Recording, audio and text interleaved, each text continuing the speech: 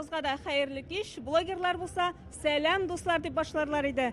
Бүген аларны зур фестиваль берләштерде. Барлыгы 60-тан артык кеше катнашкан һәм аларның күбесе социаль челтәрләрдә татар телен алга сөрү буенча зур эш башкарды ди оештыручылар. Кулларында телефон, бер нәрсәне дә күз уңыннан ышкындырмыйлар. Кемдер очрашу мизгелләрен видеога төшерә, икенчеләре интервью ала.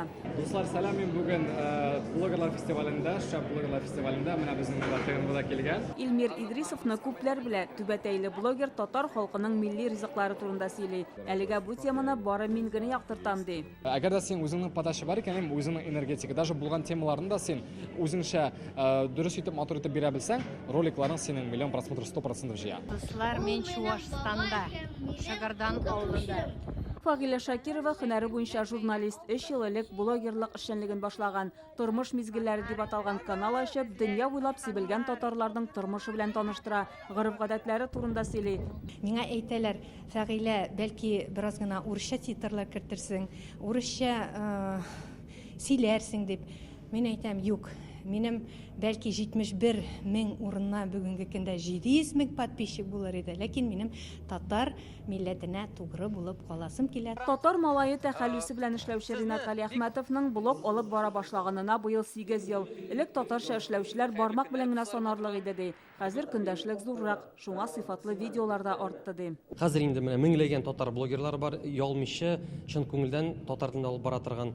Үземнең татар телендә ныгыттымаймен, чөнки беренче менә 8 еллык видеоны карасагыз, анда мин киләм, чөнки сүз байлыгым әз иде, хәзер менә шатыр-патыр сөйләшәм. Фестивальдә катнашучылар өчен осталык дәресләре, фикер алышулары оештырылды, үз блоглары белән таныштыру мөмкинлеге булдырылды. Шулай ук Татарстанда дәүләт телләрен популярлаштыру буенча интернетта үткәрелгән конкурс җиңүчеләрен бүләкләделәр. Монда безнең татар теле буенча, традициялар саклау буенча татар телендә генә туктап калмыйбыз, анда чуваш теле, удмурт теле, шундый телләр белән дә эшлибез, эшләтелгән блоглар белән аралашып эшләп барабыз. Фестивальдә катнашучылар блогерлык ул хәзер аерым бер һөнәр, яхшы контент булдыру өчен көне буе тырышырга кирәк диләр. Уңайсыз хәлгә калган чаклары да була икән. Кешегә барып, таугырлыйбыз дип, матур итеп кызык кына әйтеп әйттем инде. Бу үземнең образда әйттем.